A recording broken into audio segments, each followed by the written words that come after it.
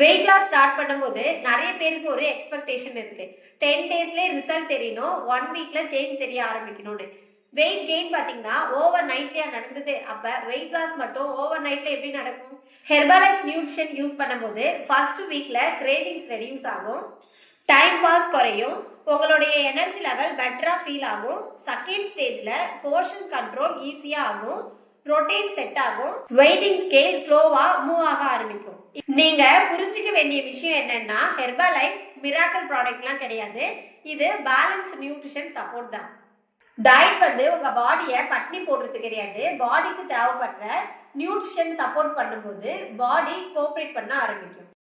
நீங்க இத கன்சிஸ்டன்சியா ஃபாலோ பண்ணும்போது வீக்ஸ் போக போக உங்க பாடியில இன்ச் லாஸ், ஃபேட் லாஸ் ஆக ஆரம்பிக்கும், கான்ஃபிடன்ஸ் லெவலும் இன்க்ரீஸ் ஆகும்.